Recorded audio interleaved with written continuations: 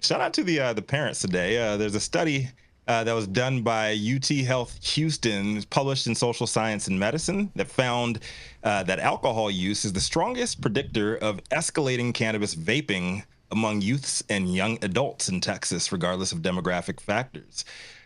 In an effort to identify behavioral predictors of cannabis vaping, the university researchers surveyed middle and high school students across major Texas cities from 2019 to 2021. The study revealed that cannabis vaping, which has significantly increased in popularity from 10% to 75% of cannabis users in a decade, poses public health risks such as cognitive impairment, lung damage from black market THC products, increased dependence, and legal consequences. The key findings of the study included alcohol surprisingly acted as a gateway substance, consistently linked to cannabis vaping initiation.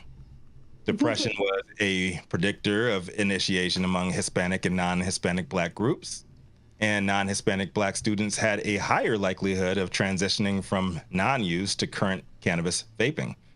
Dale Monte, PhD, assistant professor of health promotion and behavioral sciences at UT Health Houston School of Public Health, led the study and recommends comprehensive prevention strategies that address alcohol, nicotine, and cannabis use together, especially targeting at-risk youth groups to delay substance initiation and reduce addiction rates. He also said that further research on the role of mental health in cannabis vaping is also needed, obviously. Okay, so there is a lot to unpack here, and I try to be as concise with this one as possible, and I will keep my my response to everything very, very short. So, number one, Texas is a prohibition state. So while I agree with some of the data produced by the study, like alcohol being a gateway drug and not the other way around, I think that's huge. I do think that the overall results should be seen through a lens specifically focused on Texas youth and not necessarily young people everywhere. I'm not sure how things went down in more liberal states, but growing up in Virginia, I was introduced to my stepfather's liquor cabinet and friends with access to they folks' moonshine stashes way before things escalated into smoking dirt weed out of soda cans and homemade 2-liter 7-Up bottle bongs.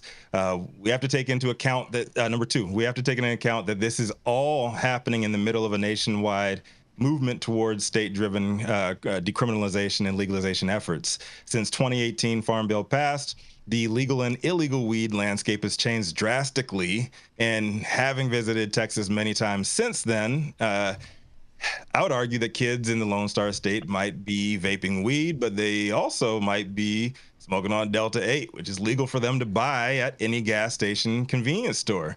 I like to see what controls were used in this study to ensure that all these self-snitching kids, that all these self-snitching kids were actually smoking weed and not just these derivatives or mislabeled hemp shit.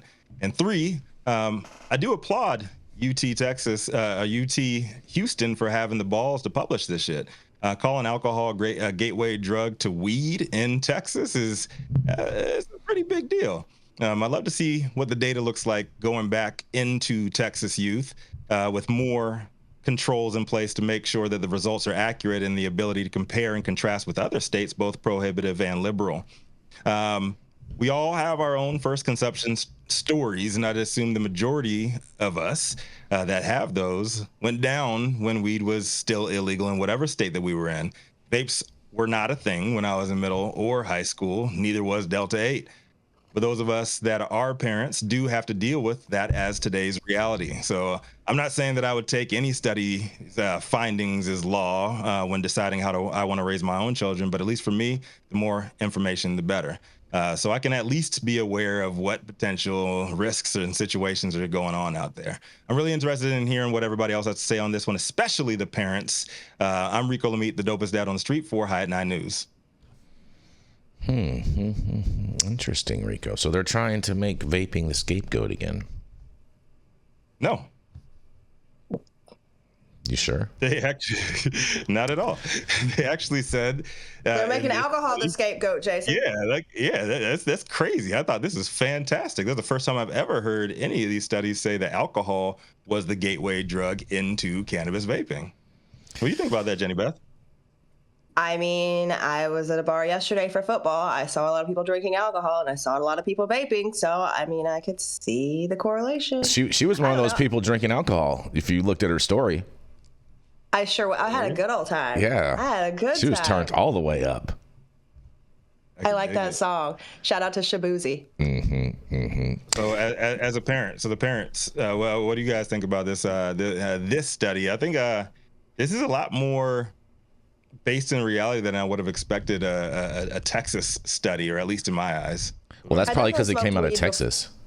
I definitely smoked weed before I drank, but I was the exception to the rule. You know, like, I agree with you. I grew up in the South in a very small town where there wasn't a lot to do on Friday night after the football game's over. So we definitely, somebody may or may not have poured some water in that vodka bottle and done a little switch out for the party. But, you know, there was definitely a lot of drinking going on. I definitely don't remember as much weed early on. Well, at the same time, too, Jenny, down the South, there wasn't really a lot of weed. There's a lot of bammer and stuff like that. You know what I mean? But like, not a lot of weed. Jason.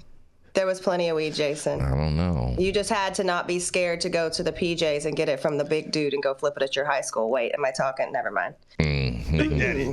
Gonna go get it from Big Daddy in the trailer park. Shout out to Joe Mackey with a big old super chat who says alcohol is the devil. Man, much love. Yes. I have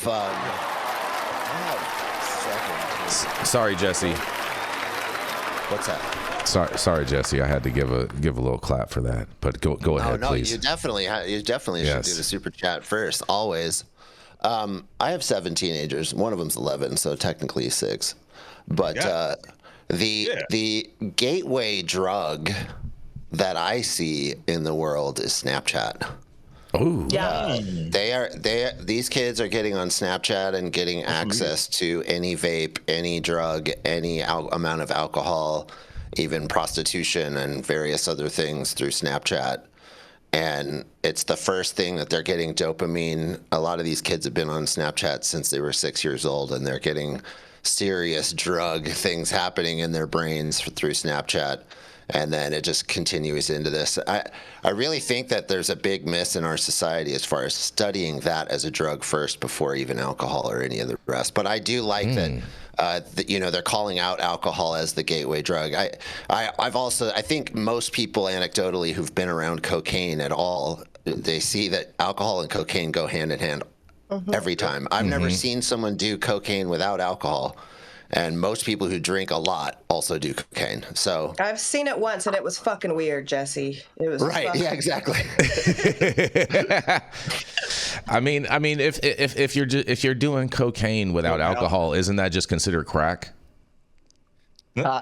You gotta do a couple other things to crack. Yeah, it's gonna be an aggressive ass situation. You know what I'm saying? It's very not demure. Very not going to sleep anytime soon. Very not.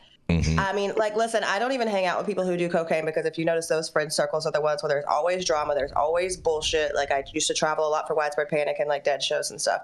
I won't share fucking hotel suites. I won't share Airbnbs with the couples who are coked up because by day 2 they are fighting at 3 o'clock in the fucking morning, and I just want to go night night. So I think like that's a whole nother level of ick for me. What do you have to say? You want to pick Yarrow up off the shelf and pull his string, Jenny? Yeah, Yarrow, what do you think about this study?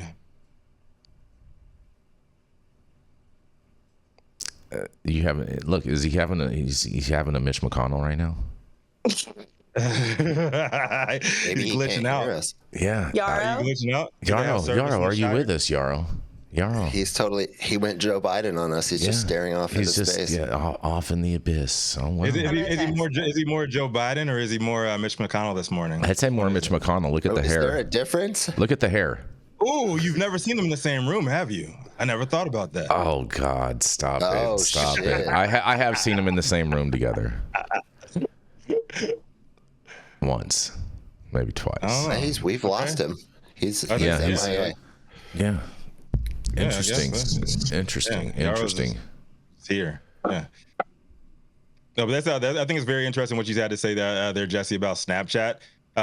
All this shit that we hear in mainstream news about TikTok, about IG, I totally forgot Snapchat even resisted outside the drug realm for adults. Oh, it's still the number one app for teenagers. Well, you know, every one of my they all, especially as they get older, when they start to want to get access to devices and want to throw parties, and 16, 17, 18, Snapchat becomes the thing because of the disappearing messages. Well, listen here, Parker Long, if you're out there listening to this show ever, just know I've done all this shit before you. I'll do it all after you, and I'm gonna catch you. So don't try me. Here's the thing is challenge. Do you remember? I remember we covered a story of the guy that was trying to sue Stizzy, because he had bought the vape carts off of Snapchat.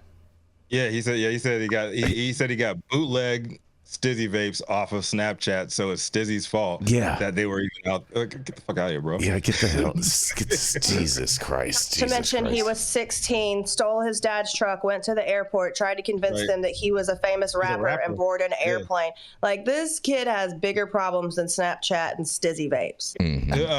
Jesse, how do you even attempt to control that? I mean, if they're on social media, they're on Snapchat, there's a problem. I mean, do you just blanket ban this? Do you have like a sit down with them? Like what do you what kind of actions do you take? I'm pretty hardcore as a parent with that stuff, so I take their phones and completely limit them and put them under parental controls until they're 18. So they don't really have access to that. I found out about this because unless your kid's a hacker. Yeah, that would suck. But I found out about this because I have a blended family. Not all 7 teenagers are mine biologically. So one of them in particular had control of her phone when we moved in together, and it was immediately a nightmare of a problem. And still is, because she was the one we were never able to really get it under control. She was always sneaking it around and using Snapchat as access, because she can find neighborhood kids that she doesn't even know on the Snap map, and they share things, and it's just trippy. Which is terrifying, because guess who else is looking at the Snap maps of your kids? It shows you exactly where the users are, whether you're friends with them or not. So it'll show users in your area, but that sounds like a great tool if I'm a creepy adult trying to find kids.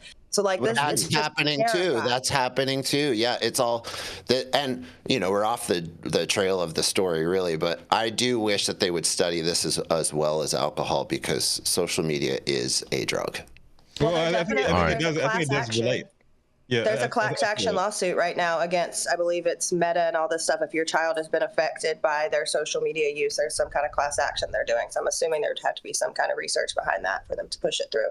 Okay. There is tons of research behind it. It's a known fact that social media and phones in general are literally designed to mess with your dopaminergic system. Period. It's been established as fact. We know it's true. It's just put under it's swept under the rug. And because we use these apps and we find them useful, so we kind of excuse that away. And we're going to go to a commercial break. I'm going to try something. Tell me if this works, you guys.